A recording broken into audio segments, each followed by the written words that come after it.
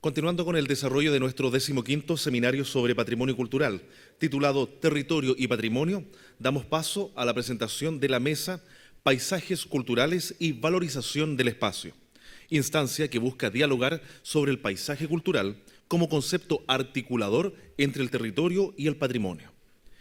Esta mesa estará integrada por la investigadora y miembro del directorio de la Fundación Altiplano, Magdalena Pereira, y por el profesor Carlos Schius, director del Departamento de Antropología de la Universidad Alberto Hurtado.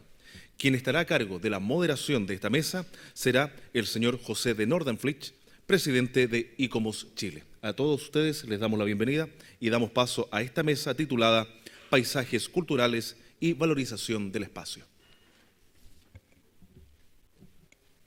Bueno, muy buenos días a todos y agradecemos la invitación y esta iniciativa sostenida en el tiempo de la DIVAM de sentarse una vez al año a reflexionar sobre el gran abanico de temas que tiene la agenda del patrimonio, me atrevería a llamarlo así, digamos, ¿no?, a estas alturas.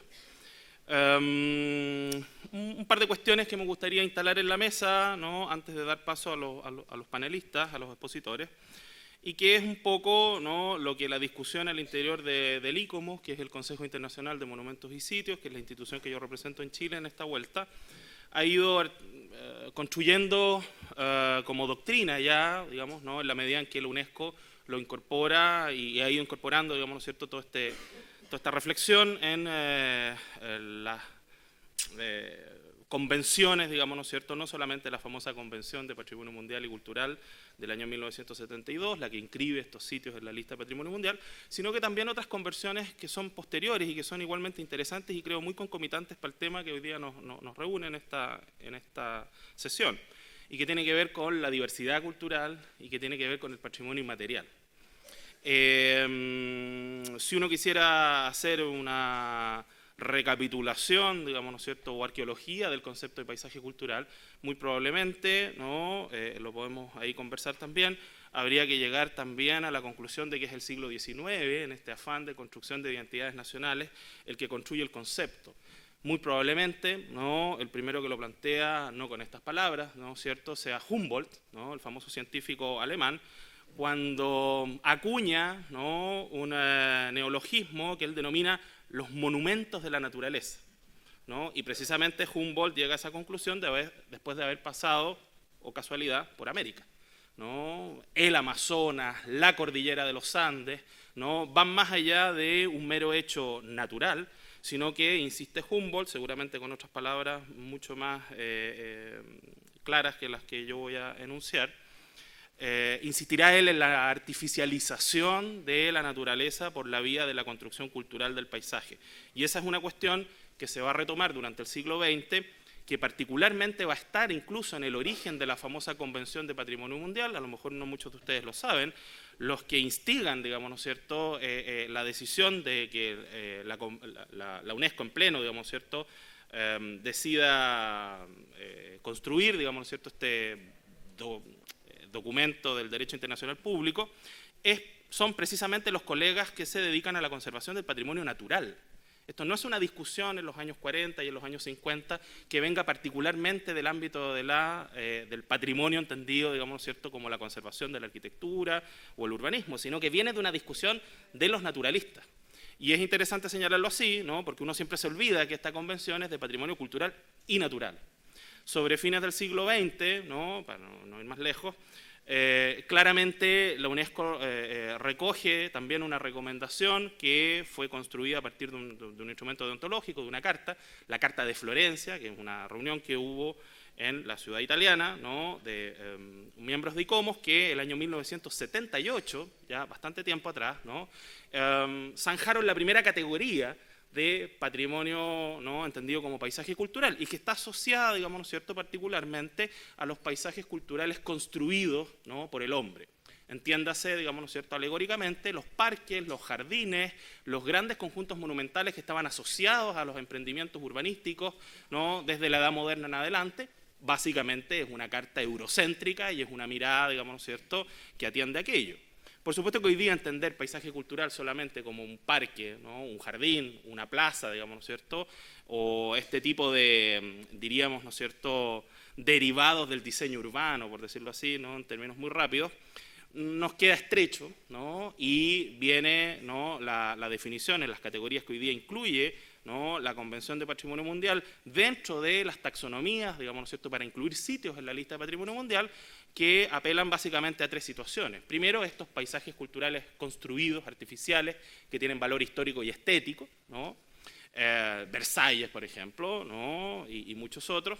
Luego, una categoría que es mucho más abierta y más en la línea de lo que nos presentaba Fernando Carrión hace un momento, ¿no?, de esta concepción como relacional, digamos, ¿no es cierto?, del patrimonio, y que tiene que ver con paisajes culturales que han sido construidos en el tiempo en base a procesos, llamémoslo así, orgánicos, históricos, ¿no? Y luego, y dentro de los cuales hay dos subcategorías, ¿no?, paisajes culturales relictos, por ejemplo, ¿no?, muy probablemente el paisaje cultural vinculado, por ejemplo, con una actividad industrial que ya no está activa, digamos, ¿no? Pensemos incluso en nuestras mismas salitreras, por ejemplo, ¿no? Es decir, la salitrera no solamente es una suma de depósitos de dispositivos tecnomecánicos que están allí para extraer un material, sino que es el paisaje, el ambiente, lo que hemos visto por ahí en una de estas fotografías dando vuelta. Y luego una tercera categoría, ¿no?, que tiene que ver con el paisaje cultural asociativo. Y que eso es una cuestión reinteresante porque vincula precisamente la discusión en torno al patrimonio inmaterial. Es decir, lo que resulta significativo a una comunidad, ¿no?, en torno a la, por decirlo así, artificialización cultural, ¿no?, de lo que se está mirando, por ejemplo, ¿no? Y así los montes sagrados, por ejemplo, o uno podría pensar, para no ir tan lejos, ni a ejemplos africanos ni japoneses, ¿no?, pensar en nuestra propia tradición cultural. Siempre me hace mucho sentido, digamos, ¿no es cierto?, en esto de paisaje asociativo, este descubrimiento arqueológico se hizo hace unas décadas atrás, digamos, ¿no es cierto?, en la zona norte de la octava región y la zona de la Araucanía, que son los cuel, ¿no?, si saben lo que son los cuel, que son túmulos conmemorativos que tiene la cultura mapuche. Es decir, lo mapuche no solamente en términos de su arquitecturización, digamos, ¿no es cierto?, de imágenes, la ruca, sino que también es una intervención en el paisaje y que está orientado, digamos, ¿no es cierto?, en torno a una serie de topónimos, o sea, la significación del sentido del lugar, ¿no?, con eventos naturales que son la configuración del territorio, donde el cerro, la cordillera, el monte, ¿no?, o lo que queramos, ahí un arqueólogo lo dirá con mayor precisión, ¿no?, tiene vinculación con la construcción de esos famosos cuel, ¿no? Los invito a revisar ahí la literatura porque es muy interesante aquello de los cuel. Me tomé la libertad de hacer esta pequeña introducción, ¿no?, porque me parece que es muy importante, se dijo, digamos, ¿no es cierto?, en la mañana, Fernando lo dijo con bastante vehemencia, ¿no es cierto?, esto de que la UNESCO había instalado ciertos conceptos, ¿no?, en torno a la ciudad histórica, a los monumentos y tal. Perfecto, en los años 70, ¿no?, pero la UNESCO en el año 2013 está pensando otras cosas. Y está pensando otras cosas no porque la UNESCO sea una cosa maravillosa, sino que porque la UNESCO se alimenta de todo lo que nosotros podamos hacer con ella. Por tanto, me parece súper contingente, digamos, ¿no es cierto?, ¿no?, que nuevamente la DIVAM este año haya escogido y nos haya puesto, digamos, ¿no es cierto?, este pie forzado, que por supuesto no es forzado, ¿no?, de la relación entre el territorio y el patrimonio, porque muy probablemente las batallas patrimoniales que vienen, o que ya están, ¿no?, pasan por allí. Dicho esto, ¿no?, quiero dejar con ustedes a doña Magdalena Pereira, ¿no?, que como se ha dicho es historiadora y es el corazón, el motor, digamos, ¿no es cierto?, de la Fundación Altiplano, con un trabajo, digamos, ¿no es cierto?, muy interesante y que junta, digamos, ¿no es cierto?, una reflexión y un estudio y una investigación muy rigurosa con una acción, ¿no?, muy potente también, ¿no?, en la zona de Tarapacá, digamos, ¿no es cierto?, y el norte de Chile, donde ella trabaja, digamos, ¿no? Dejo con ustedes a Magdalena. Muchas gracias. Bueno, muchas gracias, José, por la presentación. Quisiera saludar a don Emilio de la Cerda, secretario ejecutivo del Consejo de Monumentos. Quisiera saludar a todo el equipo de producción de la DIVAM, del Consejo, que quisiera felicitarlos por esta gran iniciativa, sobre todo agradecer la invitación. Quisiera saludar a toda la gente en regiones que nos está mirando, quisiera saludar a todos en Ecuador también, porque también esto del streaming es una gran iniciativa que todos valoramos, sobre todo los que vivimos lejos, ¿no? Los que vivimos en regiones.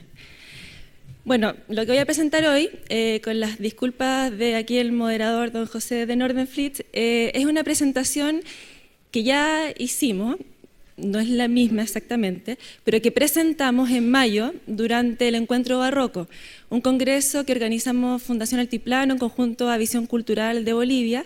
Es un congreso que tiene trayectoria internacional, que vienen especialistas de la antropología, literatura, historia, música, a hablar sobre el barroco en distintos países, escenarios, etc. Aprovechamos esa instancia de organizar una mesa técnica en la cual tuvimos la suerte que participó activamente en Consejo de Monumentos, con Emilio, con Solange Díaz, con Christian Matzner, para hablar y ver, bueno, queremos postular las iglesias andinas de Arica Parinacota, queremos presentarlas al expediente como un paisaje cultural. Fue una mesa muy interesante, nos pusieron en nuestro lugar rápidamente, de que éramos bastante ambiciosos, pero creemos que el paisaje cultural está. Somos una fundación sin fin de lucro que llevamos 10 años trabajando en la zona, hemos hecho investigación, catálogos, trabajo con las comunidades, llevamos algo avanzado y nos atrevemos a presentar esto responsablemente. Nos atrevemos a presentarlo no como una primera solución, como veíamos cuando llegamos allá, el obispo, autoridades políticas, las iglesias del altiplano, patrimonio de la humanidad. Todos creen que esa es una solución que va a traer primero plata, lo que es muy equivocado, ¿no? No es que la UNESCO tenga recursos para pasarte y arreglar y conservar y restaurar todo. Obviamente facilita y ayuda mucho, pone la atención del gobierno, pero veíamos los casos de Valparaíso o Chiloé muy en un comienzo, que habían sido un poco caóticos, ¿no? A pesar de que llegaron recursos, sobre todo ahora se ve en Valparaíso como había un manejo difícil, no se ve no es tan tangible la intervención que se ha hecho, la restauración, etcétera. Y bien, lo que proponemos como paisaje cultural es lo que quisiera caracterizar hoy.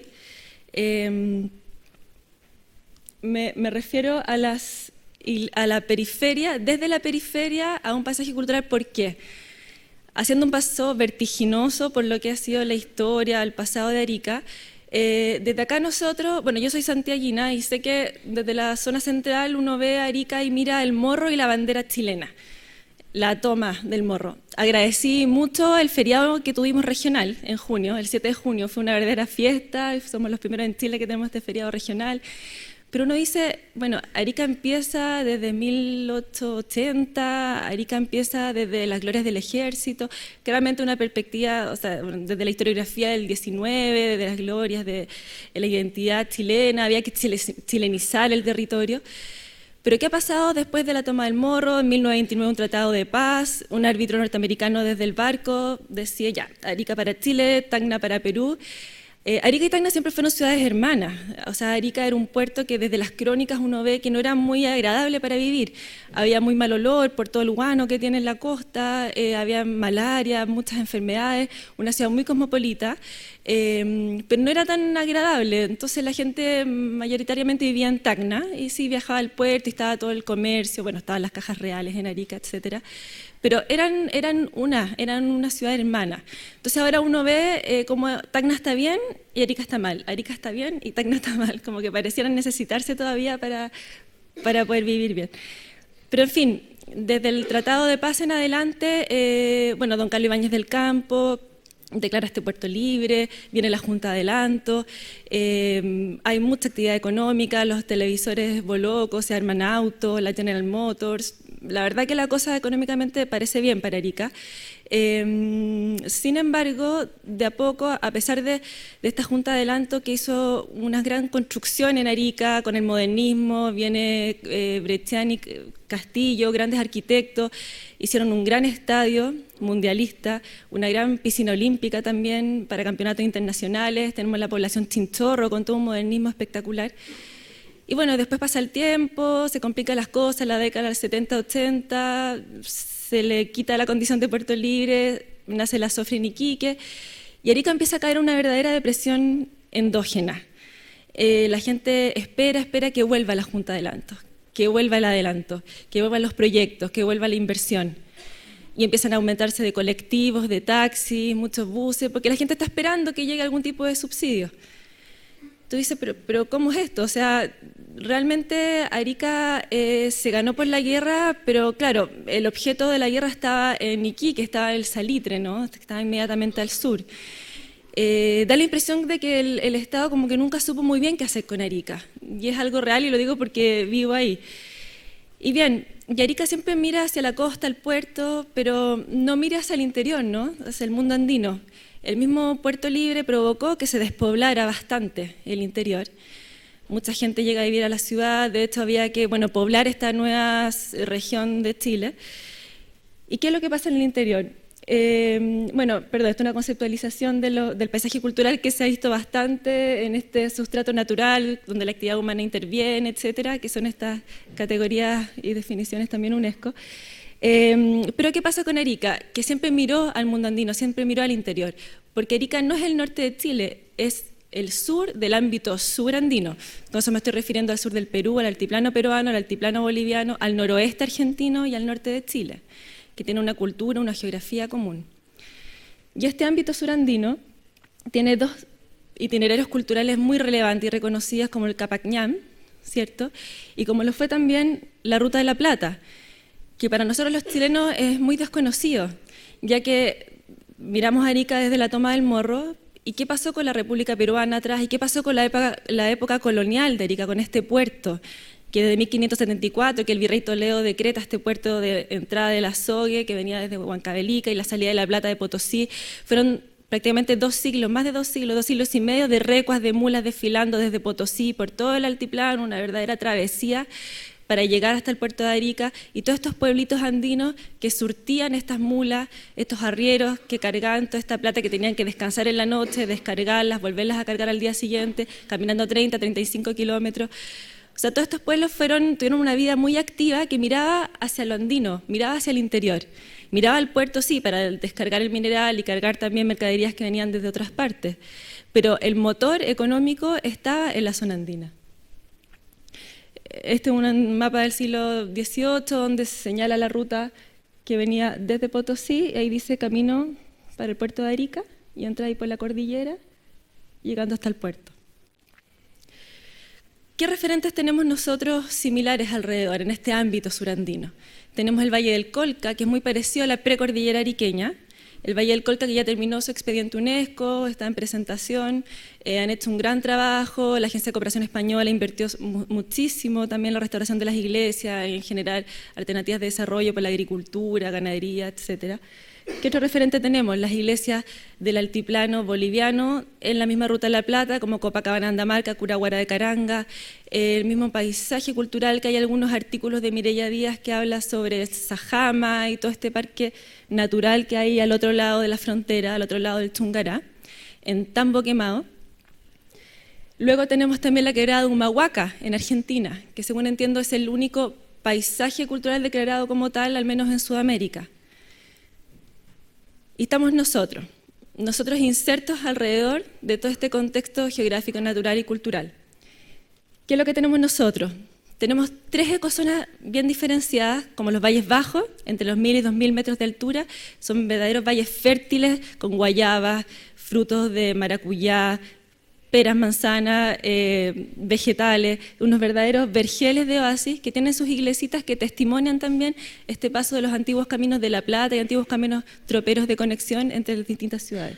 Tenemos la precordillera entre los 2.000 y 3.500 metros de altura, donde tenemos gran cantidad de habas, ganado, orégano, que fue el oro verde en la década del 50, que se vendía a muy buen precio hasta que la gente bajó por el Puerto Libre y dejó este orégano fragante, que es una verdadera delicia. Y tenemos también el altiplano, entre los 3.500 y 4.500 metros de altura. Son 3 ecozonas que se dan en una cantidad no grande de kilómetros cuadrados, que no la logramos tener tan cerca, porque tú puedes llegar a Arica al aeropuerto y en un día recorrerla, bajar y volver a tu lugar de origen. O sea, es una locura hacerlo porque subes por el día al Chungará a 4.000 metros y es lo que lo hacen a los turistas, ¿no? Y después bajan todos mareados y apunados. Pero puedes conocer estas 3 ecozonas y todas estas diferencias, riqueza cultural en un día, lo que la hace muy atractiva también. ¿Cuál es el análisis que tenemos de esta región? Tenemos una región de 16.800 kilómetros cuadrados, una región pequeña, que tiene estas 3 ecozonas a las cuales me referí. Tiene un registro cultural de más de 10.000 años. Recuerden que tenemos las momias Chinchorro. Las momias Chinchorro, las momias más antiguas del mundo, que yo ayer escuchaba las discusiones que se daban acá de si cómo somos los chilenos, la identidad del chileno, decían que no mira el mar, que no lo mira la cordillera, y yo me sentía viniendo como del extranjero, ¿no? Porque decía, pucha, en Arica desde hace más de 10.000 años que están los chinchorreros metidos en el agua, con las balsas pescando, hace miles de años que están en la zona andina, con los camélidos, domesticando, pasteando, a más de 4.000 metros de altura. Entonces pareciera que esta identidad chilena, son varias obviamente identidades chilenas, que hace más de 120 años todavía no las integramos bien, ¿no? Como que no reconocemos bien este norte grande chileno que pareciera que fuera todo homogéneo, pero que es tan diferenciado. Tenemos esta naturaleza excepcional, con los volcanes, los lagos, las montañas, tenemos este registro cultural ancestral, ahí estamos viendo el tambo de Zapahuira, un tambo incaico, tenemos una chulpa funeraria aymara, previo también a la llegada del Inca. Tenemos también el Capacñán, tenemos unos tramos preciosos con sus piedras bien puestas, un camino bien conservado que todavía se sigue utilizando. Esto en los alrededores de Socoroma. Tenemos también todo lo que son las rutas troperas antiguas, como la Ruta La Plata que estaba señalando. Ese es el Cañón de Camarones, tiene más de 1 kilómetro de profundidad. Es la quebrada de Camarones, pero nosotros lo bautizamos el Cañón de Camarones, porque verdaderamente es impresionante, es como si fuera un Colorado chileno y muy, muy desconocido, pero que tiene una gran cantidad de cultura y vestigios prehispánicos, coloniales, actuales. Tenemos también esta cultura viva, que sigue trabajando, produciendo la tierra, a pesar de este despoblamiento, que podemos pensar que el 98% de las personas viven en la ciudad de Arica. Tenía un bien poco porcentaje en el interior, ¿no? Muchos nos dicen, pero ¿para qué hacen todo este esfuerzo de restaurar iglesias y trabajar con las comunidades para tan poca gente? La población en Arica es 50% aymara, 50% que ha venido de todos otros lugares, y ariqueños, por supuesto, como tal. La población aymara, sí, los andinos muchos han bajado, también queda gente en los pueblos, pero el andino se mueve mucho. Y está permanentemente visitando el pueblo, visitando las chacras, tiene medieros que le trabajan las chacras. Entonces hacer toda esta inversión arriba es volver a mirar estos pueblos como algo atractivo, como una oportunidad también de desarrollo. Sobre todo para los jóvenes que vean las casas de sus abuelos como algo que se puede hacer desde una posada hasta el orégano, que puede ser un orégano ecológico, qué sé yo, con todos estos sellos actuales. Tenemos las fiestas religiosas que son muy atractivas, que son bien desconocidas, que normalmente se ven estas fiestas religiosas como, bueno, la Tirana se conoce muy bien, pero en Arica y Parinacota tenemos las peñas, un gran santuario de gran peregrinación, y durante todo el año tenemos un calendario litúrgico con fiestas durante todos los meses. Tenemos también estas iglesias barrocas que tenemos del siglo XVIII, como esta pintura mural que estamos mirando, que es de la iglesia de Pachama, una pintura mural que, claro, está en estado de conservación precario, pero es de los pocos testimonios que tenemos de patrimonio del XVIII en Chile, podríamos decir, junto con Parinacota. Son completos programas murales que todavía están en pie. Entonces, tenemos estas 3 ecozonas que están diferenciadas por color. Tenemos en esta región solo 2 ciudades, una gran ciudad capital que es Arica y la otra que es Putre. Es curioso que en una región no se alimente con otra ciudad más grande, ¿no? Generalmente, claro, antes pertenecíamos a la región de Tarapacá, junto con Iquique había cierto equilibrio y migración. Luego hace poco que somos una región nueva, que nos miramos el ombligo bastante, porque se mira o al mar o hacia el sur, pero a lo andino es muy poco. En Putre se hace frontera, se hace soberanía, hay bastantes instituciones, hay el ejército presente, carabineros, hay una escuela, el turismo ha crecido bastante, pero Putre no alcanza a ser una segunda ciudad importante, ¿no? Luego tenemos estas 4 valles, que son nuestras cuencas culturales, donde podemos encontrar desde el altiplano a la costa cursos de ríos que llegan al mar y desembocan en el mar. Y aquí termina este fenómeno que se da en este gran desierto del Pacífico que empieza en el sur del Perú, tiene su tramo más árido en Atacama, hasta Copiapó, ¿cierto? Terminan de llegar los ríos hasta el mar, que es una condición que en Iquique no se da, como ustedes bien conocen. Luego tenemos todo lo que es el trayecto de norte a sur, que son tramos y tránsitos que se han hecho desde tiempos incaicos hasta los primeros conquistadores. Tenemos también unas reservas naturales, que fueron reservas que se declararon casi por soberanía, como el Parque Nacional Lauca, bueno, hace no tanto se declaró la Quebrada de Cardone, que son los cactus candelabro, que ustedes deben conocer, que crecen entre 2.000 y 3.000 metros de altura. Tenemos esta gran zona de protección. Ahí están las iglesias señaladas, que son 31 iglesias, que seleccionamos de las más de 80 para trabajar de una manera más o menos acotada. Siguiendo el ejemplo de Chiloé, de estas 16 iglesias, quisimos armar un plan de estas 31 iglesias de Arica y Parinacota. Y lo que proponemos, por tanto, es de esta zona que ya está protegida, ampliarlo a esta zona de protección que incluya, a partir de las iglesias, todo lo que la rodea, ruinas prehispánicas, por supuesto, toda la cultura viva que hay en torno a ella.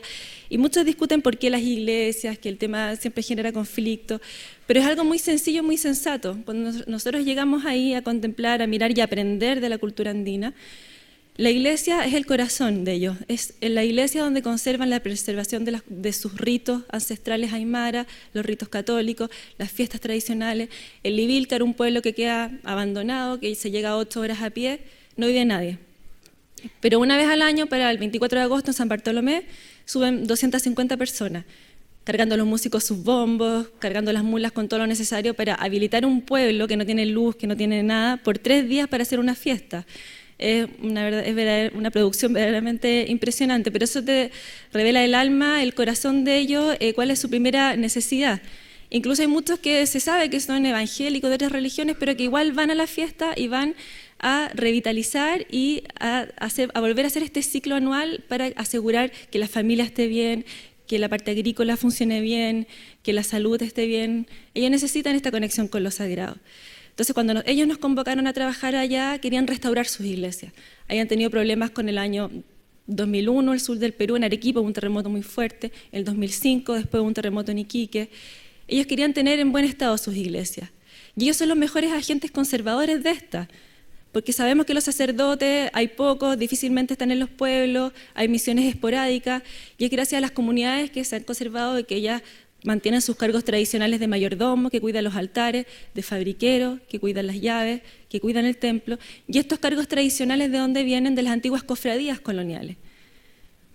Ahora, bueno, escuchaba también que no se hablaba muy bien de la época colonial y qué sé yo, pero bueno, independiente de nuestro juicio de lo que fue esta época, es una realidad que ellos conservan este modo de vivir, este sistema de fiestas religiosas, estos cargos tradicionales, que para ellos significa tener cierta jerarquía en el pueblo, es un honor que te elijan ser mayordomo de un santo, y es un sistema que actualmente no se valoraba tanto, ¿no? De estos 31 proyectos de restauración, tenemos como meta una integración internacional, porque, como les comentaba, este encuentro barroco que organizamos con una fundación en Bolivia, nosotros para comprender el territorio necesitamos mirar hacia el Perú, necesitamos mirar hacia Bolivia. La Ruta de la Plata parte de Potosí, termina en Arica, necesitamos entender los procesos patrimoniales que se están dando allá, los testimonios materiales que hay de esta época, porque nuestras iglesias, que pudieran ser periféricas, hermanas menores de estos grandes centros culturales como Potosí, La Paz, como Arequipa, tienen esa gracia, que están en un lugar de tránsito, que era un lugar, sí, donde desde el último Fedal se llegaba a la precordillera y a una costa bien árida, donde están estos testimonios de gente que recibía a todos estos itinerantes, a estos encargados de las trayectorias de las mulas, y que había toda esta actividad económica que permitió construir estas iglesias. Tienen objetos de gran valor. En los inventarios vemos cómo se conservaban unas casullas antiguas que Carlos V había donado a la iglesia de Socoroma. Muy desconocidas, por cierto, pero que ellos la conservaron. ¿Por qué? Porque saben que eso es de los antiguos y que hay que dejárselo a los nietos.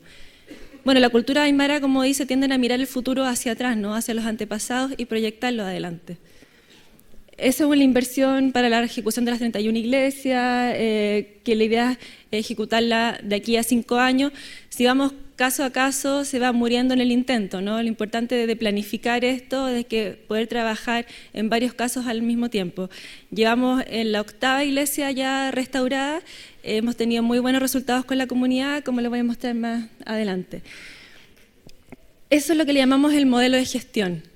Cómo aprendemos de la comunidad y cómo proyectamos estos mismos sistemas que ellos tienen de conservación a futuro, pero otorgándoles herramientas en cuanto a conocimientos técnicos, por ejemplo, de restauración, que la baldosa que trajo el tío de Arica para la iglesia, de que en verdad no es tan conveniente poner esta baldosa nueva porque no rescatamos la arcilla que tenía antigua con los maestros antiguos que sí sabían hacer estas baldosas.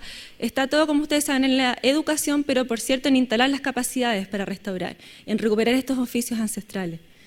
Esa es la iglesia de la Candelaria en Belén, el pueblo de Belén, que es la precordillera de Arica. Era una iglesia porque fue transformada en un galpón luego porque hubo una gran maldición. Una maldición por unas minas de oro que habían supuestamente debajo de la iglesia. Los hombres empezaron a hacer fiestas ahí, ciertas orgías, se decidió cerrar la iglesia, empezaron a morir los hombres de a poco y quedó como un galpón, se hicieron actos municipales y ahí estaba. Cuando llegamos a la comunidad de Belén, ellos querían hacer algo con esa iglesia y el entorno. El alcalde les había ofrecido harto fierro, concreto, para hacer un gran galpón. También le había ofrecido a la iglesia hacer un museo étnico y transformarla en una cosa, ya ni me acuerdo en el proyecto. Pero dijimos, bueno, ¿por qué no recuperamos el templo para la devoción de la Candelaria, que es una fiesta que la siguen celebrando en febrero, y hacemos un centro de información patrimonial?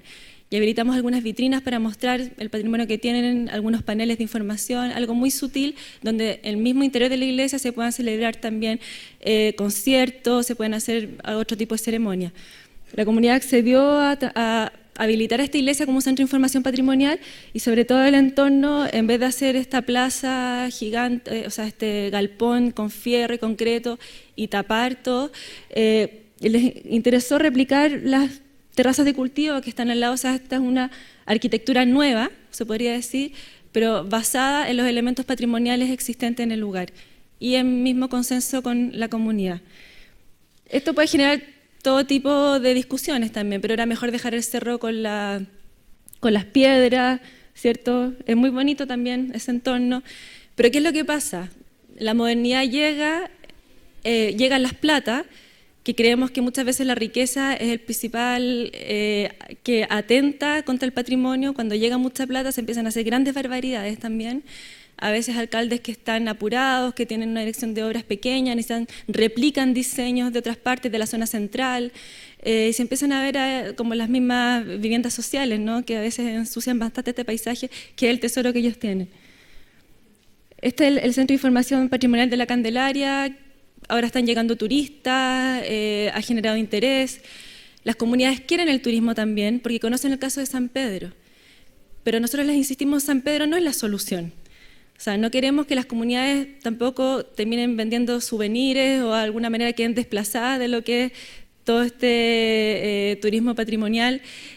Actualmente estamos trabajando con ellos en la Ruta de las Misiones. Se ha creado una cofradía con 100 socios donde ellos se están capacitando en historia, cultura, aprendiendo inglés para recibir a los turistas, cómo habilitar sus casas en posadas, por ejemplo, con cosas sencillas, con un buen colchón, un buen baño. La gente quiere vivir esta experiencia andina en casas de adobe, participar con ellos y con los ganados, a pastear también. Y efectivamente es algo que hemos propuesto que no sea invasivo, trabajando con ellos, recuperando lo que ellos siempre han hecho, pero guiándolos, asesorándolos en ciertos aspectos, sobre todo en restauración, aspectos técnicos, por el tema de materialidad o el tema difícil del adobe en Chile, que había esta prohibición, ¿no? Desde la década del 60 de construir en adobe, que se hacían estos pilares de hormigón rellenos con barro, que bueno, también es una discusión para largo y que se han hecho intervenciones a lo largo de todo Chile muy dispares con distintos criterios, pero fuimos trabajando con ellos de a poquito de manera silenciosa para poder relevar este patrimonio, para poder ver que ellos mismos vieran esto como una oportunidad de desarrollo. Todos los años hacemos también un festival que se llama Arica Nativa. Y ese festival, ¿qué es lo que hace?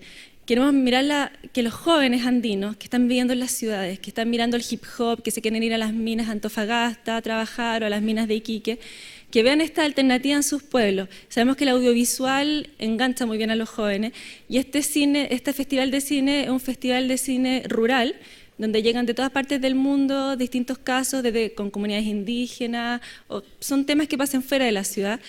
Y gracias a este festival hemos tenido muchos jóvenes descendientes andinos que no se reconocían como tal, porque hubo una fuerte discriminación, por cierto, a la ciudad de lo andino, que volvieron a sus pueblos, que están trabajando con nosotros en este mismo festival, que les interesa poder hacer escenarios naturales. Acá estamos mismo en Belén, por ejemplo, está tocando Ángel Parra, ahí afuera del campanario de la iglesia San Santiago de Belén. Casos también de restauración, como la iglesia Socoroma, que está en grave estado de deterioro.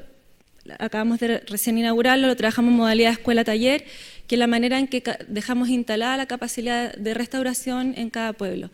Con monitores, dividimos cuadrillas de adobe, cantería, carpintería, contratamos a la gente de la comunidad, asimismo la restauración de imaginería, y al contratar a esta gente les vamos enseñando cómo se restaura y vamos dejando esta capacidad ahí mismo.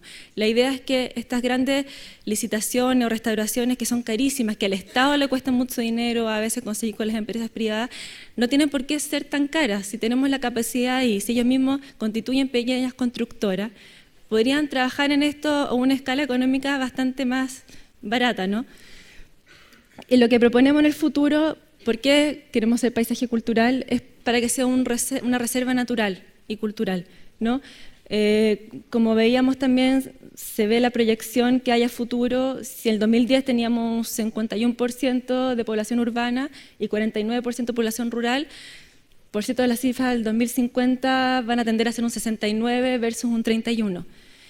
Todos quieren estar en Nueva York, en Manhattan, para todos es entretenido viajar en las grandes urbes y ciudades, pero no pueden existir estas grandes ciudades si es que no existe también lo rural, si no existe también este equilibrio, ¿no? Si no habitamos también el espacio que se está despoblando. Con esta propuesta, con este plan de desarrollo que estamos haciendo en Arica, no somos ilusos en pensar que se va a repoblar todo el interior, pero sí que la gente está yendo con más frecuencia, que están invirtiendo ellos mismos en sus pueblos, que hay ya nuevos subsidios para sus pueblos, para que puedan crear estos hostales o para que puedan crear una agricultura verde, una ganadería con un buen cordero que come alfalfa durante todo el año, que se puede exportar, comercializar. Este trabajo que estamos haciendo en esta región, en esta pequeña región con poca gente, consideramos también que es muy fácil para hacer un proyecto piloto, ¿no? Se ven los resultados muy fácilmente, rápidamente, que se pueden después o replicar o mejorar, pero lo importante es que se está trabajando, se están haciendo cosas en una zona geopolítica de mucha importancia, donde tenemos que tener nuestras fronteras activas también, ¿no? Que se vea movimiento. Ningún emperador romano tenía sus fronteras votadas, y eso es lo que estamos haciendo, trabajando con las comunidades y aprendiendo junto con ellas. Muchas gracias.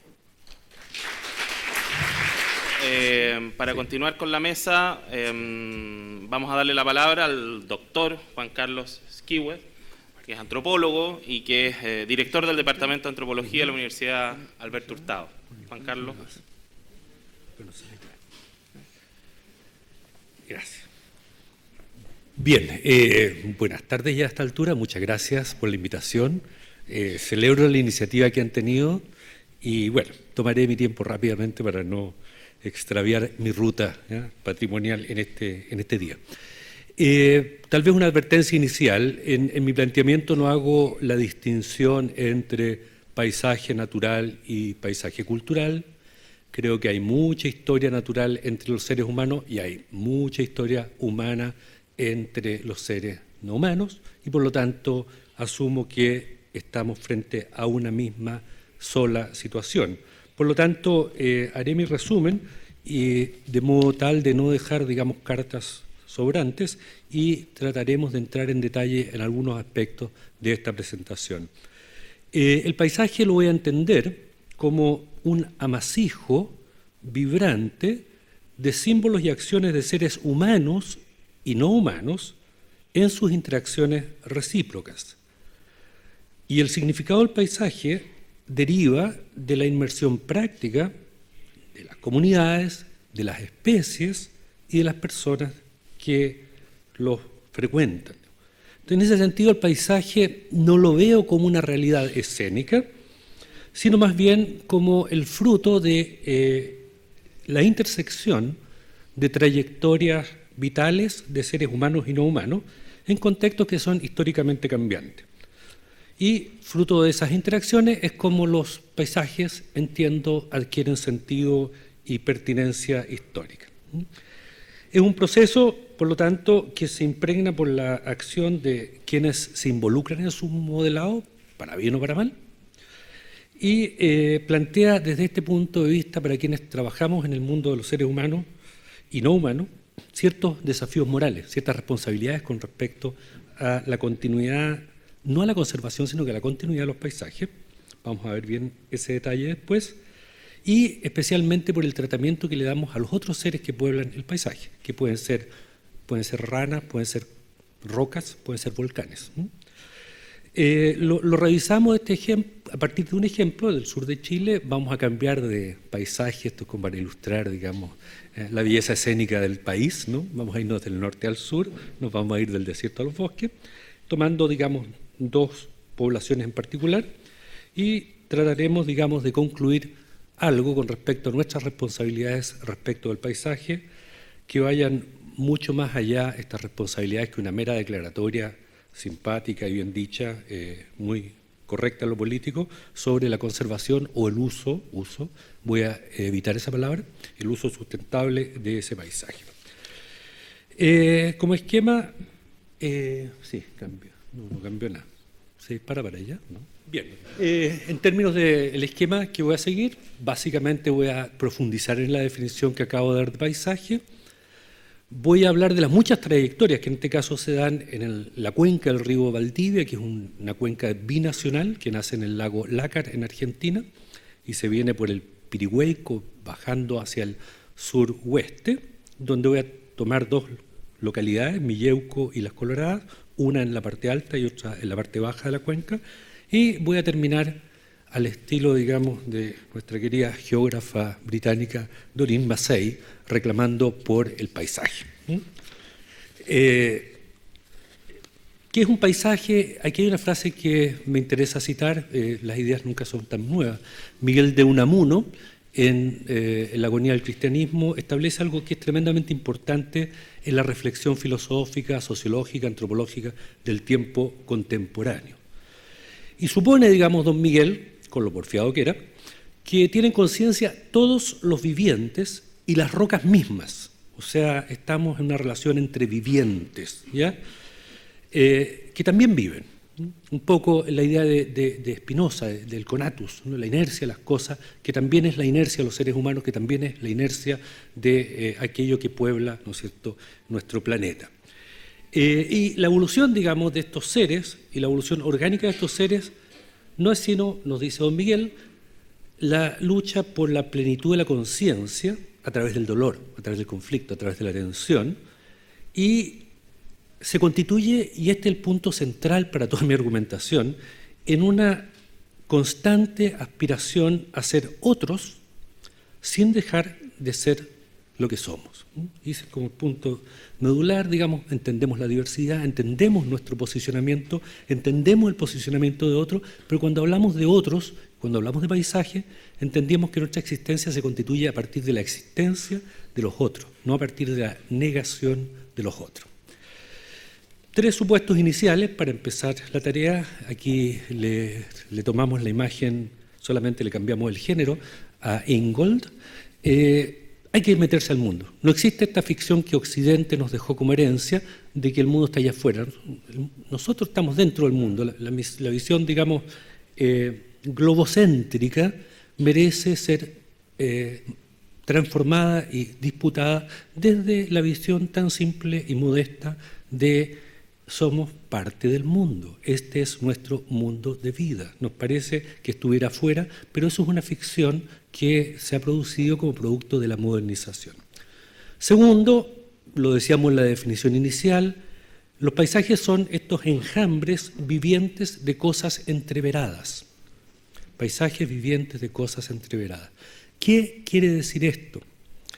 Hay una ficción brutal, que la vivimos como en este caso, herederos, ¿no es cierto?, de segunda mano, occidentales de segunda mano que somos en el tercer mundo, de creer que entre nosotros nada hay, cuando entre nosotros hay demasiado aire, hay demasiada química, hay demasiados, ¿no es cierto?, elementos materiales, estamos absolutamente conectados. Pero esa ficción es la que nos mueve a pensar que las cosas están separadas y las cosas están unidas. Y lo que en definitiva une a las cosas son las circunstancias. Es importante la última lámina porque el entrevero es de trayectorias de cosas. Es decir, cada uno de nuestros organismos, si nos ponemos un poco brutales, como la cientista política Jane Bennett, somos, digamos, calcio. O sea, hay una ruta del calcio que atraviesa por nuestro cuerpo, hay una ruta de las células que atraviesan, y cada estas rutas se cruzan entre nosotros y milagrosamente se produce la posibilidad, digamos, de estar hablando en esta sala hoy día, pero podríamos haber estado, digamos, en otra parte, podríamos simplemente no haber estado. Entonces asumamos eso, asumamos que somos parte del mundo, que el mundo es un entrevero de cosas y seres vivientes y que el entrevero, digamos, lo es de trayectorias más que de cosas. Y en ese sentido, la idea es este enjambre, digamos, nos obliga a reflexionar acerca de la relación entre seres humanos y no humanos, cuya simbiosis, cuya síntesis produce justamente el efecto paisajístico. Ahora, los significados, y aquí cambiamos, digamos, nos salimos del giro, ¿cómo le llamaban? Del giro lingüístico, ¿no? Del giro, ¿no?, semántico, para entrar al giro materialista. Es decir, no es que pensemos el mundo y después actuemos en él, sino que más bien actuamos en el mundo y producto de esta acción surgen significados de nuestra práctica. Y esos significados se van, ¿no es cierto?, remodelando con las sucesivas prácticas de las cuales nos vamos haciendo parte. Entonces, el habituamiento recíproco es lo que nos produce una cierta forma de encender la historia, digamos, en el mundo de las cosas. Y en ese sentido nos interesa reconocer este protagonismo de las cosas en la existencia de los seres humanos. Y en ese sentido las cosas, uno mira las cosas, pero en realidad las cosas lo llaman a uno a mirarlas. Es decir, hay una relación que surge también de las cosas. No nos vayan a decir otra cosa aquellos que fueron víctimas del volcán Chaitén. Chaitén expulsó a la gente. La erupción volcánica significó, ¿no es cierto?, reposicionamiento de una población en su conjunto. Nadie llamó al volcán. El volcán estaba ahí, habló fuerte. Suelen hablar fuerte. ¿Ya? Y en ese sentido la naturaleza reclama ser mirada. Y en ese sentido tenemos que pensar, el paisaje no existe ahí afuera, sino que se constituye cuando entramos en él. Este mismo autor que he citado varias veces plantea que ¿cómo si no podemos mirar el cielo que desde dentro? No se ve el cielo desde las naves espaciales, no se ve el cielo se ve desde la Tierra. Y entramos al mundo y lo mismo nos dice Neruda, pero en el sentido inverso. El mundo entra en nosotros. Me entra por las narices, dice don Pablo, ¿no es cierto?, hasta el alma, el aroma salvaje del laurel, el aroma oscuro del boldo. La cosa nos está hablando. Y aquí se produce esta relación tan rica. Y eso que vemos como un paisaje ahí, en realidad es una situación conglomeral en el sur de Chile. Para un forestal, digamos, para un ingeniero en madera, para, ¿no es cierto?, una empresa que está haciendo su fortuna sobre la base del lucro, aquello es madera. Hay que ir a cerrar, hay que ir a cortar, hay que ir a echar abajo los palos y convertirlos, digamos, en chips, convertirlos en leña, convertirlos en material de construcción, etc. Pero yo no entré ahí, no hablé con nadie, no supe quién estaba ahí. No supe que ese volcán, digamos, que está por allá en el trasfondo, a la mano de izquierda de ustedes, ese volcán está habitado, hay un pillán, digamos, hay vida, ¿no? Y más acá abajo hay árboles, pero ¿qué árboles son? No son cualquier árbol, son los notofagus. ¿Y qué son los notofagus? ¿Y cómo se relacionan los notofagus con la cultura indígena? ¿Qué significa ser un pellín en el mundo indígena? ¿Qué significa, digamos, ser parte de ese entramado vital? Y ese es el punto central que yo quisiera hacer, digamos. El paisaje se constituye a partir de relaciones. El hacernos parte del paisaje es lo que en definitiva puede ordenarnos la mirada. Ahora, podemos ser partes distintas, pero lo que decía Fernando hace un rato atrás, y que yo se lo agradezco, es que hay formas de expulsar, hay formas de ser en el paisaje que excluyen, que marginan, que conviertan los paisajes en despoblados, y esa es la negación del paisaje.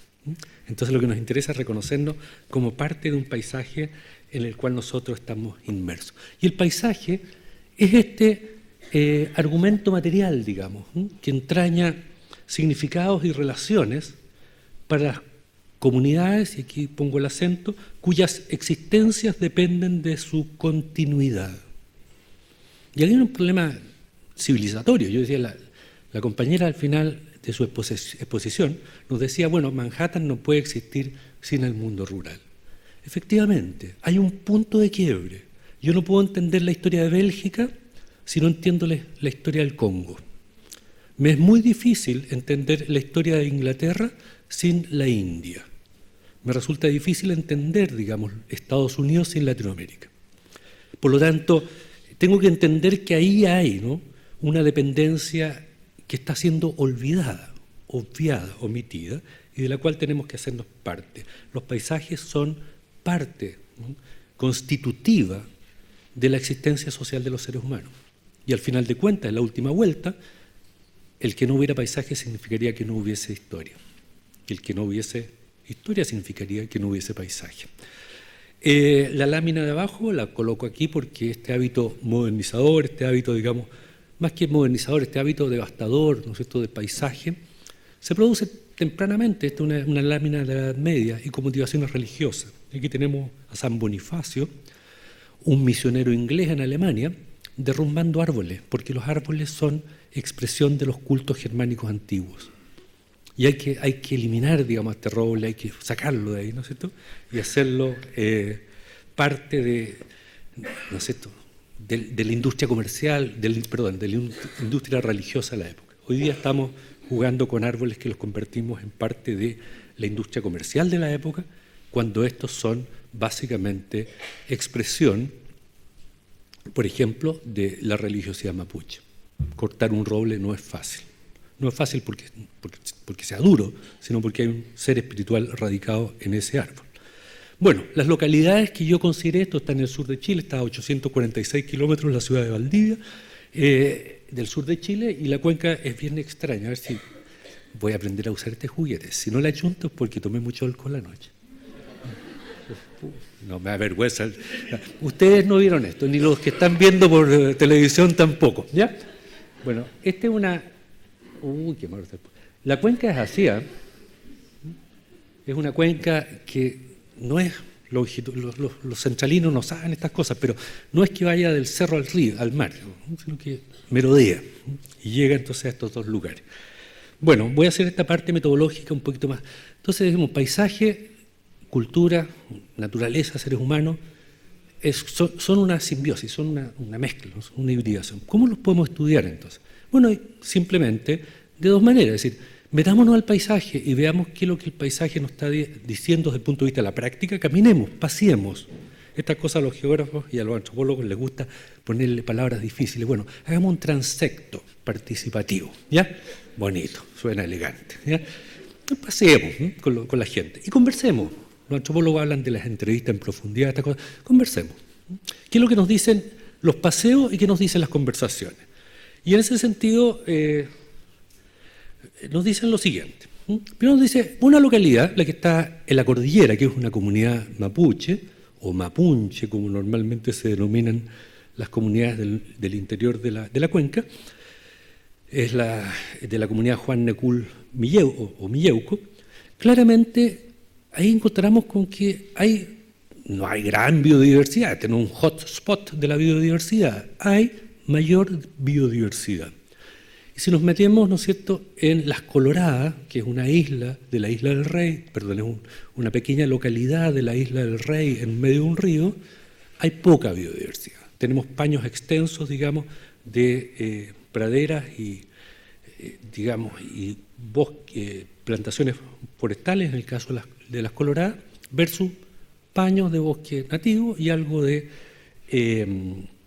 arbustos que están merodeando la zona. Pero cuando empezamos a conversar con la gente y empezamos a usar estas cosas también tan elegantes que son los análisis de contenido, entonces en ese caso empezamos a ver que las palabras están reflejando la naturaleza de manera distinta. Lástima que no se vea bien, pero en la lámina superior, que es la de Milleuco, la mayor parte de las veces que la gente habla de la naturaleza, o habla, digamos, de los árboles, o habla de los ríos, o habla de su naturaleza cosmológica, su sentido religioso, sus prácticas rituales, sus usos curativos. O sea, hay una concepción lingüística de lo que es el paisaje fundada en una cosmovisión profunda que tiene raíces, digamos, en la cultura mapuche, que está ordenando el mundo con una matriz que es de carácter, ¿no es cierto?, religioso, ritual y mítico.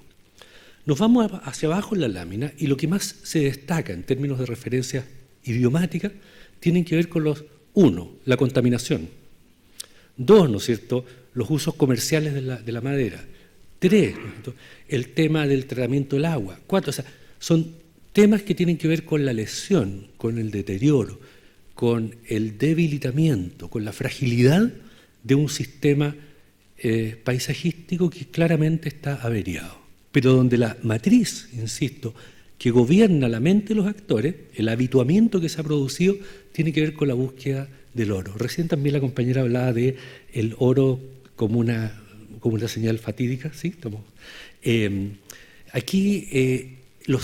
Mientras al otro lado el volcán tenía un espíritu, ¿no es cierto?, la alta cordillera tiene un espíritu, acá los volcanes tienen los cerros tienen entierros, hay oro, se horadan, ¿no? Entonces esa historia va de horadar, de buscar, de rapiñar, de extraer, ¿no? Por lo tanto, eso va quedando en el habla, ¿no? Y cuando le preguntamos por las especies forestales, las especies arbóreas en particular, nos encontramos con que la gente de Milleuco, del mundo indígena, del mundo, ¿no es cierto?, mapuche, se refiere a sus aliados naturales. ¿Quiénes son sus aliados naturales? El laurel, el roble, ¿no es cierto?, el canelo, es decir, árboles de uso ritual. Y cuando vamos para abajo, nos habla la gente principalmente del eucaliptus y del pino y algunos retazos, digamos, de bosque nativo. El mundo conceptual se está estructurado en torno a el valor económico que tienen las especies. Y esto se traduce en una ontología fundamental. Cuando hablamos con la gente de Milleuco, arriba, las comunidades indígenas, hay un fuerte sentido autonómico. La mayor parte de las conversaciones se centran en básicamente la cosmovisión, tema del agua, la vegetación, y muy poquita relación con el Estado. Muy poquita relación con el Estado. En cambio, cuando nos vamos a las Coloradas, a la costa, nos encontramos con que el Estado aparece como un actor preponderante de la vía comunitaria. Aparece, digamos, el tema de la contaminación, como decíamos antes, el tema de la empresa forestal, el tema de la pesca, ¿no es cierto?, industrial, como los elementos más fundantes. Y la lámina que acompaña, ¿no es cierto?, este gráfico, así lo sugiere. O sea, efectivamente, a vuestra mano derecha están las Coloradas y lo que va quedando de ello, y a la izquierda está el bosque, digamos, tocado, intervenido, etc.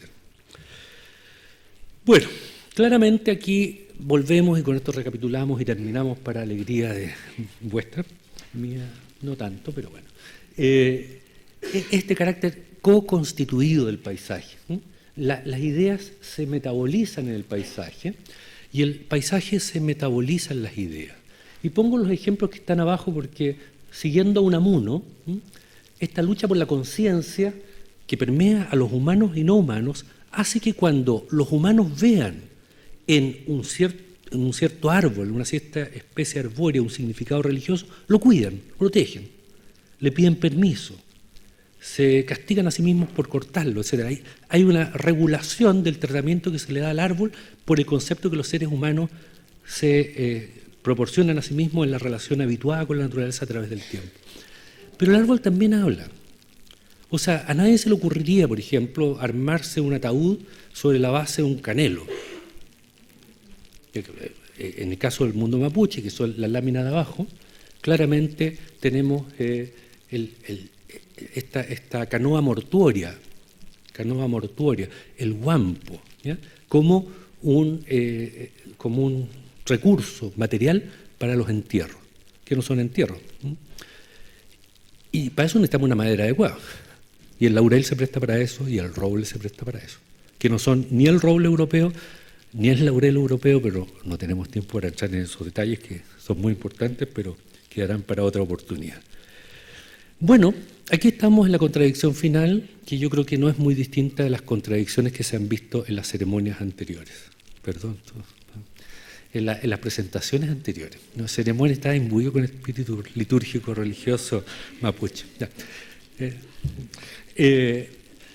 Claro, o sea, tenemos un chiste, es decir, cómo estamos armando la naturaleza sobre la base de cortarnos los propios dedos. Cómo estamos haciendo como para hacer como si no ocurriera que estamos devastando los recursos de la naturaleza y estamos armando con ellos ciertos paquetes de vida.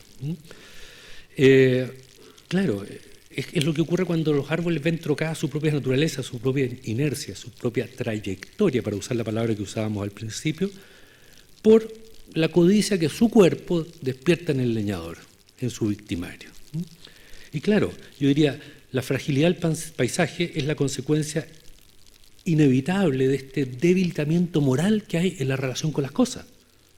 Aunque ustedes no lo crean, yo le tengo cariño a las cosas. No soy lo que los gringos llaman un hoarder. Un poquito de eso también tengo, de juntar cosas, ¿no? Y no de separarme nunca de ellas. Pero soy, no sé si seré tan patológico, pero le tengo cariño a las cosas. Y ese cariño hace que las cosas duren, que haya una cierta, ¿no es cierto?, durabilidad, que tiene poco que ver con las modas, que tiene simplemente que ver con sentimientos y afectos que cuando uno se reconoce en el otro. Yo no podría destruir algo con tanta facilidad. Me duele cuando talan un árbol, pues lo siento como dolor, ¿no? Porque claro, uno ha reconocido que el otro es un ser vivo como uno, y que, de alguna manera. Bueno, hay un destello de dinero que hace que finalmente produzcamos esto que está abajo, que podría ser cualquier lámina, corresponde a un campo de cultivos de los cranberries. No los cantantes, digamos, cranberries, sino que los berries que se cultivan, digamos, para exportación. Y claro, eso se cultiva en piletas. ¿Qué significa esto? Que esto es la comuna de Lanco, cerca, en la misma cuenca del río Valdivia. Tenemos entonces que el terreno se remueve, se saca todo el suelo,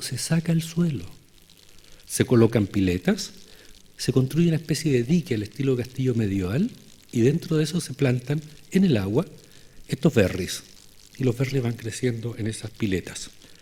Bueno, ahí ya no hay seres humanos. Es lo mismo que la ciudad, ¿no es cierto?, el urbicidio que se mencionaba antes, ¿no? Ya no hay seres humanos, solamente hay estos frutos. Y nos encontramos entonces con que la muerte del paisaje es la muerte de su sentido, ¿no? Es el que este sentido fluye en la articulación de los seres humanos y no humanos. Yo no sé si los paisajes mueren, cuándo mueren los paisajes. Lo que sí sé es que mientras más merma haya en la relación que se produzca entre seres humanos y no humanos, menores posibilidades hay para que unos y otros puedan seguir existiendo en esos lugares. Esa escena, digamos, a mí me dice mucho, es una parte también de las Coloradas, no nos hemos salido de la cuenca del río Valdivia, pero ahí caben pocos seres vivos, ¿ya? Caben muy poquito. En lo que teníamos antes habían mucho más. Arriba en la cuenca tenemos, ¿no es cierto?, esta integración.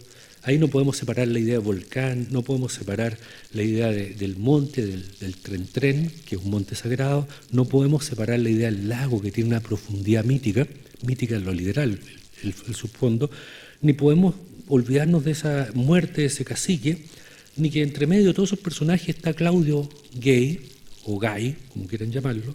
Dice que no le gusta que lo llamen de una manera y que prefiere la otra.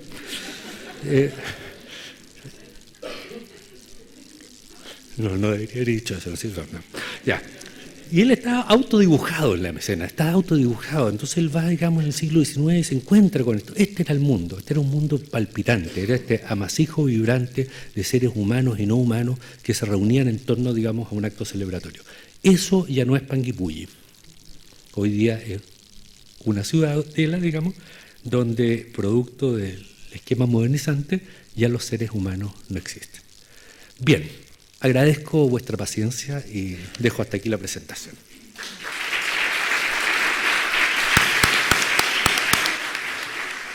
Agradecemos a Juan Carlos y tenemos el espacio de preguntas. Vamos a invitar a ustedes a hacer llegar sus preguntas de manera escrita a nuestras asistentes para que de esa forma puedan hacerlas llegar al señor José de Nordenflich, quien va a ser el moderador de esta parte de ronda de preguntas. Bueno, primero una pregunta a Magdalena Pereira, que viene con una invocación a felicitaciones por un trabajo brillante, generoso, inclusivo, que logra rápidamente transmitir a quien la escucha. Segundo, buena pregunta. ¿Cuánto ha sido la ayuda de las instituciones, no solo gubernamentales, que ha recibido universidades, municipalidades, etcétera, etcétera? ¿Cree usted que este trabajo se puede replicar en otras ciudades de Chile cuyo patrimonio decae día a día? Por ejemplo, Lota. Muchas gracias por las felicitaciones. Realmente, bueno, espero que no haya sido alguna amiga por ahí. Muchas gracias. A ver, ¿cuánto? No voy a decir en cantidad lo que ha sido el aporte de la empresa privada o algunos fondos que hemos podido acceder municipales, pero la verdad que empezamos el año 2002 restaurando con mi marido con los regalos de matrimonio. O sea, era imposible encontrar recursos en Arica, una ciudad donde no hay grandes empresas, están los Pollo Aristía, estaba la General Motors que ya cerró, pero la verdad que es triste la situación de la empresa privada. Hay algunas constructoras, pero que se acogen al beneficio de la ley Arica por mano de obra, porque tampoco les interesa donar ahí. Las grandes mineras de la región de Iquique me dijeron, eso es en Arica, no es acá. A pesar que tienen muchos trabajadores que viven en Arica, pero ellos quieren remediar en el inmediato de sus faenas, remediar ahí los problemas que tengan con agua, con contaminación, etcétera. Y costó muchísimo. Tuvimos que empezar en Santiago a llamar la atención. Por ejemplo, hicimos una campaña con vivienda y decoración. Como ellos tienen inmobiliarias que les auspician la revista, empezamos esta campaña, empezamos con 1 millón de pesos para restaurar la iglesia de Chitita. Nos sentíamos pero millonarísimos, no podíamos creer lo que tuviéramos 1 millón de pesos y después colectamos 2, 3. La iglesia de Chitita, que fue la que más se dañó con el terremoto del 2005, la restauramos con 14 millones de pesos, a puro chaucheo, a puro voluntarismo. Bueno, yo con mi marido trabajábamos en otras cosas para ganarnos la vida, arquitectos que donaron proyectos, fue una verdadera minga chilota, como se dice, pero fue una verdadera unión de voluntades. Y de así empezamos a trabajar con las comunidades, tratando de convencerlos a ellos también, por lo que hablábamos del adobe, que se va a caer de nuevo, que cómo se refuerza. Empezamos a viajar a Lima, a ver todo este refuerzo estructural con la geomalla, que se ha investigado hace 40 años. Empezamos a trabajar como bandidos también por el tema de la recepción de obras municipales, que no podían recibir una construcción en adobe, entonces trabajamos en Chitita, que es bien escondido, y eso lo puedo contar ahora, no importa. Después en Esquiña también, donde no habían tantos problemas de trámites legales, ahora está todo recepcionado y todo normal. El mismo día sacó una norma también de construcción en adobe después del terremoto del 2010, pero costó muchísimo. Nosotros aprendimos mucho de Chiloé, fuimos hermanos chicos, peregrinábamos a Chiloé, un largo recorrido para ir a conocer la experiencia de allá. ¿Por qué? Porque ellos habían accedido a este traspaso directo desde Subdere por el programa Puesta en Valor del Patrimonio, tenían recursos directos, que fue un programa que luego se generalizó y se hizo un crédito de préstamo para patrimonio a todo el país. Entonces nosotros en Arica, el año 2007 más o menos, cuando ya estábamos a punto de definitivamente cerrar las puertas y dedicarnos a otra cosa, empezamos a ver la letra chica de este programa Puesto en Valor de Patrimonio que decía, allí donde las capacidades estén, se pueden hacer transferencias directas y no licitar. Porque estábamos viendo en el MOB que ya habían agarrado algunas iglesias andinas, que iban a empezar a licitarlas, habían proyectos y diseños que venían de estudios en Antofagasta o del sur. Nos recaían a nosotros el problema con las comunidades porque querían saber más cosas, más reuniones, y la gente no estaba ahí para preguntarle, y venían las consultorías de vez en cuando. Fue una larga pelea por hacer valer nuestra capacidad.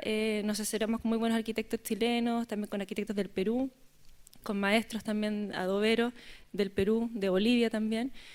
Y cuando pudimos convencer al Estado que nos vinieron el gobierno de entonces, el año 2007-2008, nos fue a revisar entero, que era la fundación, cómo estaban los recursos, si teníamos alguna contabilidad interna, si era amor al arte, qué tal de precariedad teníamos. Y la verdad que nos evaluaron muy bien, dijeron que técnicamente estábamos trabajando muy bien, El único problema es que teníamos demasiados voluntarios, o sea que no teníamos plata. Y dijimos, bueno, ¿por qué no nos ayudan entonces ustedes y nos dan más recursos a fortalecernos, a tener una planta, a tener un equipo profesional, todos con sus remuneraciones como debe ser? Y así empezamos a trabajar con los primeros proyectos de diseño del programa Puesta en Valor del Patrimonio, y el primero fue el plan, justamente. Dijimos, partamos con un plan, con un estudio de base de cómo vamos a abarcar estas 31 iglesias, con la caracterización primero histórica, cultural, geográfica de cada pueblo, qué estilo arquitectónico, materialidad, de aquí a 10 años, cómo se trabajaría, cuáles son las prioridades, los elementos patrimoniales, bla, bla, bla. Es un gran expediente que al que le interese lo podemos facilitar. Y de ahí empezamos a postular después con mi programa Puesta en Valor algunos diseños, no descuidando la empresa privada, porque decíamos, no podemos depender totalmente del gobierno, porque los gobiernos cambian, las prioridades cambian también, y logramos captar socios un poco más importantes que estas inmobiliarias que nos ayudaron al principio, o sea, que nos donaron, empezaron a donarnos, por ejemplo, 50 millones de pesos para una iglesia, como fue la Compañía General de Electricidad, que fue una gran apuesta de ellos, y logramos conmoverlos con nuestra realidad en Arica. Y así logramos tener este gran socio al que luego se sumó la World Monuments Fund, que es una institución que se dedica a restauración patrimonial en todo el mundo. Ellos también nos apoyaron en Esquiña, en otros lugares que tenemos un problema en Arica, que el único monumento histórico que había hasta el año 2005 era la iglesia Parinacota, del año 79. Había sido casi una declaratoria como por soberanía, una cosa de emergencia, ¿no? Y del año 2005 se declaró Muyuri, empezamos a hacer una declaratoria de a poco. Luego ahora hemos tenido con el Consejo de Monumentos un muy buen trabajo, estamos haciendo una declaratoria seriada de estas 31 iglesias. Y claro, la condición de que no era monumento histórico en un comienzo nos da un poco más de libertad para poder trabajar por etapas, para poder evitarnos algunas burocracias también, que a veces alargan los procesos de diseño, sobre todo. Pero trabajar ahora con el Estado, claro, nos ha permitido crecer, tenemos 25 profesionales, 60 maestros en obra. Es un monstruo que también nos asusta, porque uno crece y después cómo te mantienes trabajando bien y asegurando ahí el puesto de trabajo, la continuidad del trabajo. Y la empresa privada, la verdad que siempre, bueno, aprovecho que estamos en streaming, para hacer un llamado a la empresa a ponerse y a financiar y a colaborar más con el patrimonio, porque no solo estamos hablando de restauración patrimonial, técnico, monumentos, sino que estamos hablando de comunidades de agricultura, ganadería, estamos hablando también del recurso del agua, terrazas de cultivo, todas estas cosas que necesitamos saber, porque la verdad que ayer hablaban también del terremoto en el sur, de cómo todos rompían los vidrios para entrar al líder, desesperado y qué sé yo. Pero es que a la gente se le olvidó dónde quedan los ríos también, ya no saben dónde ir a buscar agua, ya se le olvidó dónde están los recursos, ya se le olvidó. Quizás tener que matar una vaquita para comer un poco de carne, pero la verdad es que estamos muy mal acostumbrados también. Yo creo que tenemos que volver a mirar y saber reconocer los recursos que tenemos disponibles y aprender de las culturas antiguas. Gracias, Magdalena. Tienes varias preguntas más, así que... Don Juan Carlos, una persona presente anónima, pregunta. Un comentario sobre la relación entre la educación escolar y el paisaje en la zona que usted ha estudiado, y sobre todo si hay diferencias entre la generación adulta y los jóvenes. Bien, gracias por el anonimato. Yo creo que hay un concepto que manejan, esto se prende para eso, ¿no? ¿O está prendido? Hay que prenderlo. Hay un concepto que manejan los arquitectos, la gente que trabaja en educación, y así me lo han comentado, que cuando construyen una escuela, lo primero que definen es el cierre perimetral, es decir, un cerco que separa la escuela a ser construida del medio comunitario. Y esa separación, que es primeramente material, es permanente. Y cuando llegan los profesores, muchas veces lo que ellos quieren es irse. Son pocos los profesores que tienen una vocación profunda por la educación popular, por el trabajo con los niños rurales. Hay mucho estímulo económico, es bastante más beneficioso en Chile, aunque parezca raro, esto en Santiago debe sonar muy raro. Un profesor rural puede tener un ingreso muy alto teniendo 6, 8 o 10 estudiantes en la sala. No es el caso de la educación en Chile, por favor, no es el caso de la educación en Chile, pero sí lo es en escuelas rurales. Entonces, uno de los problemas que tenemos ahí es que la cultura escolar es una cultura que parte de la negación de la cultura local. Es decir, un niño que entra sabiendo la escuela cómo se llaman las especies que le rodean en términos de botánica, por ejemplo, que sabe bien cuáles son los animales, cuáles son las especies que están radicadas en el territorio, al tercer año de la básica ya no sabe eso.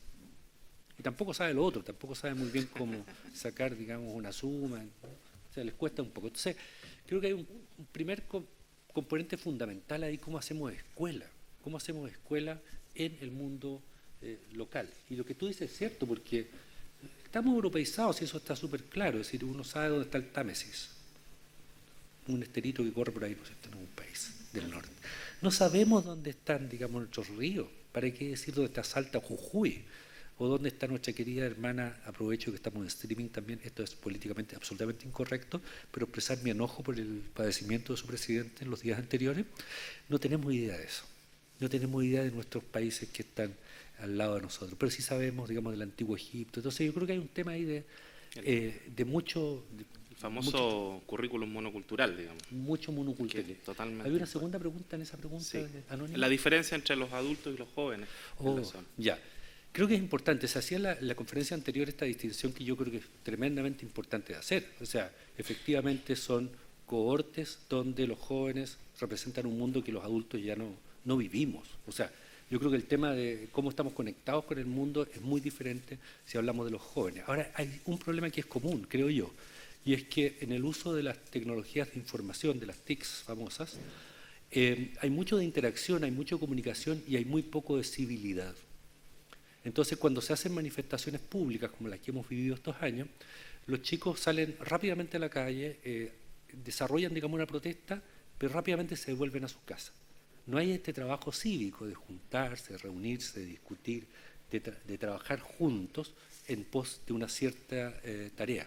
Y eso hace que sean muy efímeras también estas manifestaciones y no se traduzcan, digamos, en organizaciones más poderosas, en una ciudadanía más profunda y sigamos un poco, los niños han logrado harto, las niñas, pero en términos de presupuesto nacional, pero no en términos de vida cívica, ciudadana. Creo que ahí estamos un poco cojos. Así que distintos, pero complicados.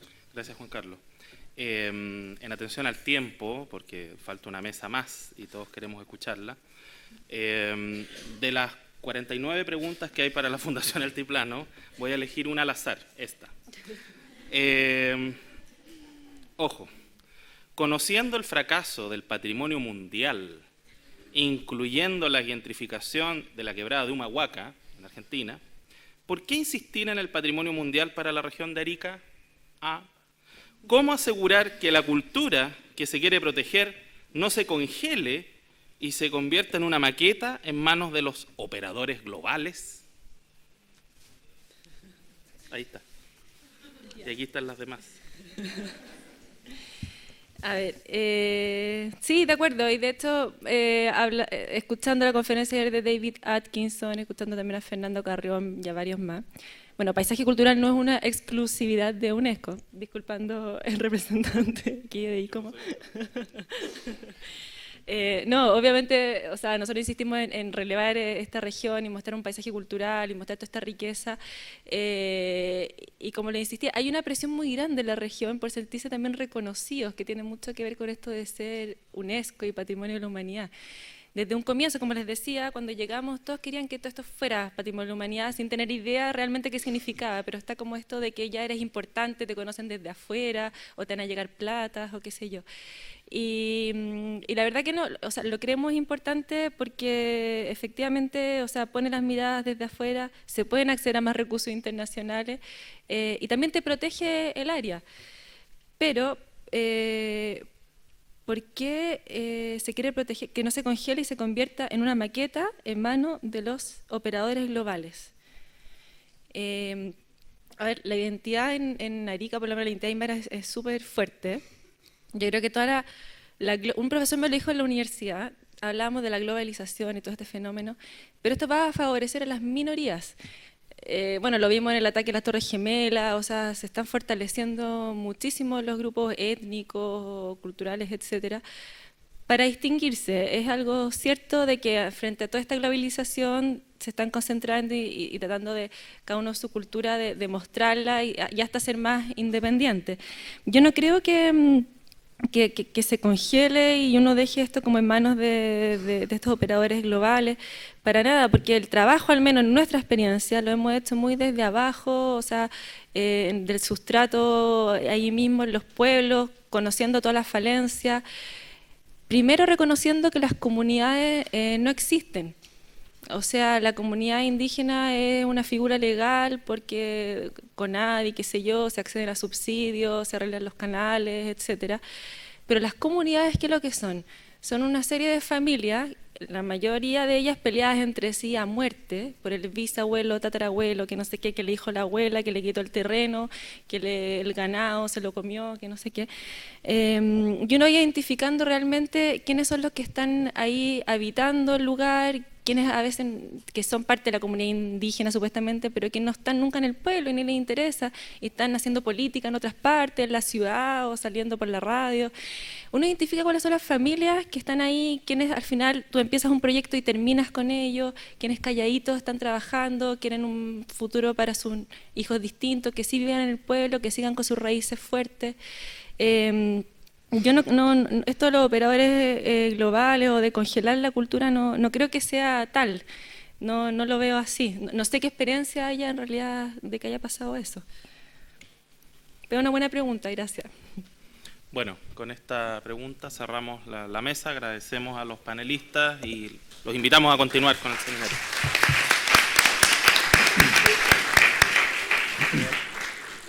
Nosotros queremos agradecer a quienes participaron de esta mesa, la investigadora Magdalena Pereira, el profesor Juan Carlos Esquius y, por supuesto, a don José de Nordenflich.